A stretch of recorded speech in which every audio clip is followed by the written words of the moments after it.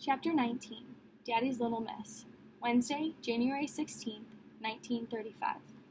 The next day at school, Scout treats me like a post made of cement. At lunch, I don't even bother going to the cafeteria. I head to the library and eat by myself.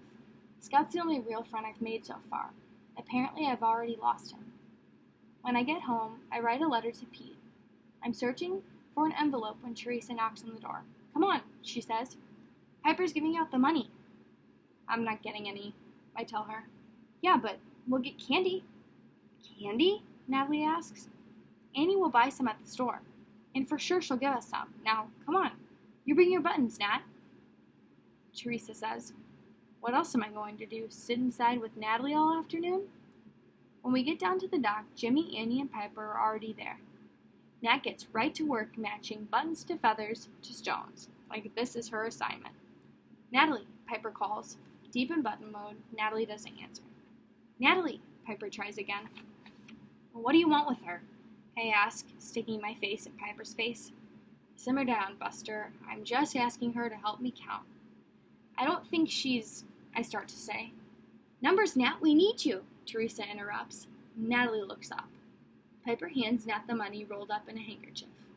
$3.20 split for, excuse me, Piper looks at me.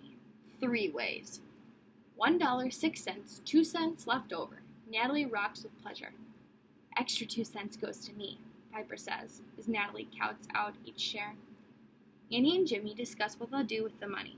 $1.06 buys a whole Italian dinner in North Beach, plus a double feature at the movies, or a month of swims at Fleschinger's pool, or a bunch of rides on the streetcars, the dinkies, as Annie calls them. I'm just wondering how much they get for Seals tickets when Mr. Trexel appears out of nowhere. Everyone freezes. Piper's money is put away. Jimmy and Annie's piles are still out. "Piper, Moose, Jimmy, Annie," he barks. "The warden wants to see you in his library." "Me? I didn't do anything." I form the words with my lips, but keep the sound inside. Teresa takes off her roller skates, but then begins to cry because she can't find her shoes. Jimmy starts hollering at Teresa to shut up. A group of moms and toddlers who have overheard Mr. Trexel's command stare at us, their mouths hanging open. Annie clutches her homework against her chest. She looks even paler than usual.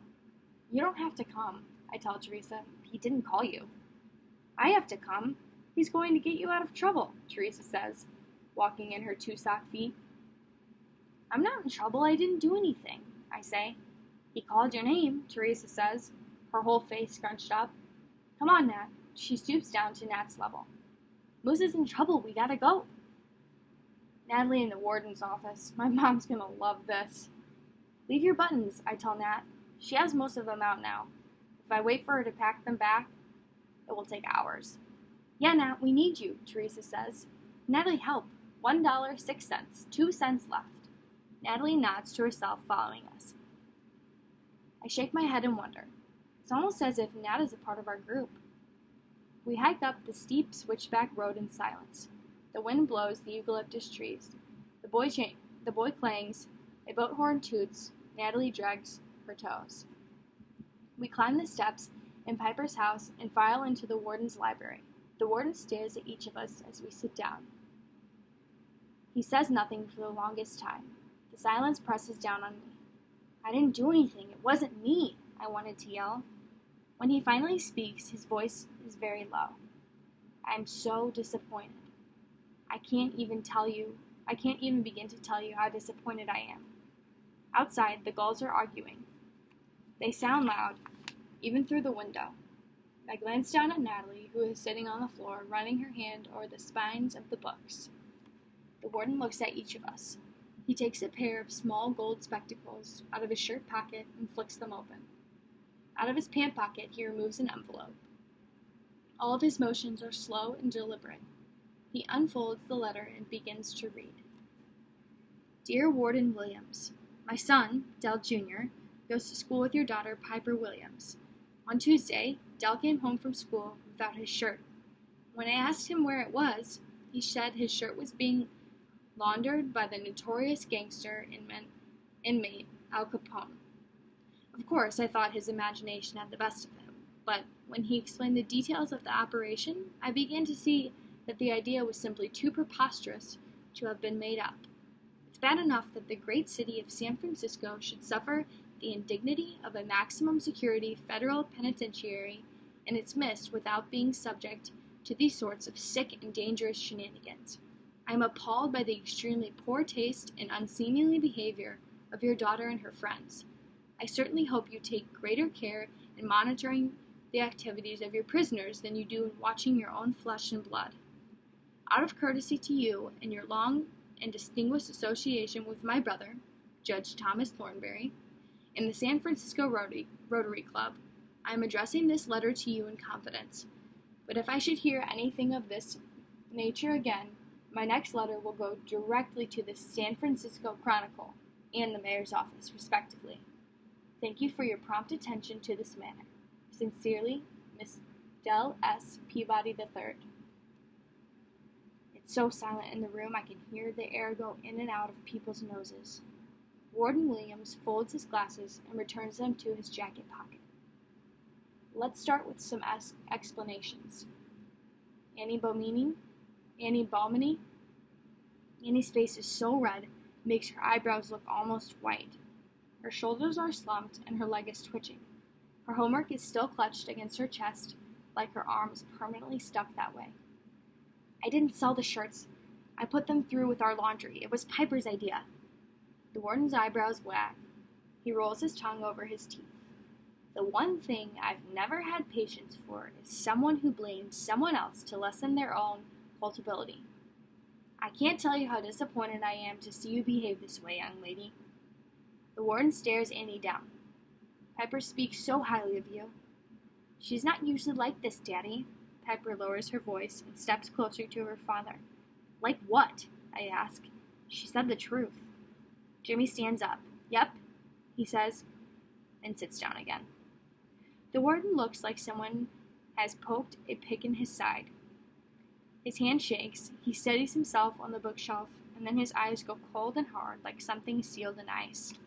Apparently, I can't trust you children more than I can trust hardened criminals. Well, fine. I'll handle this like I would any uprising in the cell house.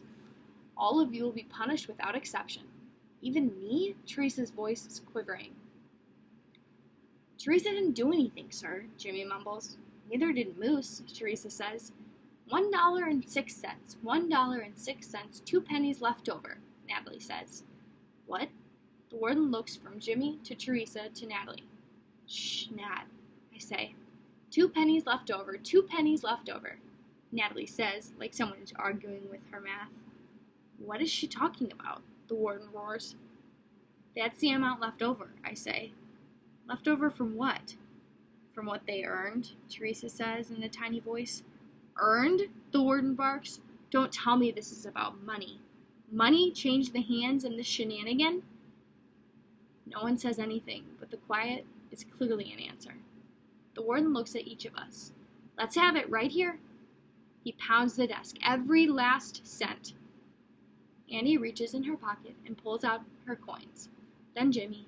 Piper doesn't move. Warden Williams looks at me. I didn't earn any money, sir, I say.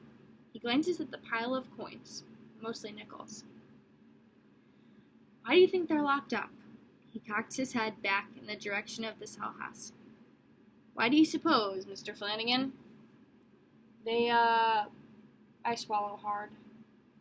Broke the laws? The warden ignores me. He waits. That's right. Money motivated most of them. Is that how you want to end up? No, sir, Annie and I say in unison. I wasn't born yesterday. You aren't the first kids to break the rules, but you will be the last children on this island to ever do anything like this again. There is nothing about this to be proud of. He waves the letter in the air. There may come a time in your life when you feel it's your moral authority to challenge a rule, but that's not what this is about.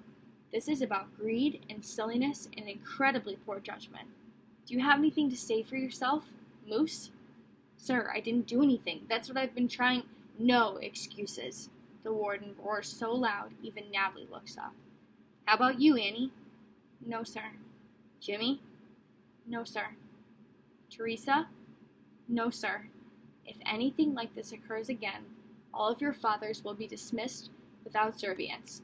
Anybody know what servience is? Annie? Fired without pay, Annie whispers. That's right, the warden says. He watches her. He tries to pull her eyes to his eyes, but she will not look at him.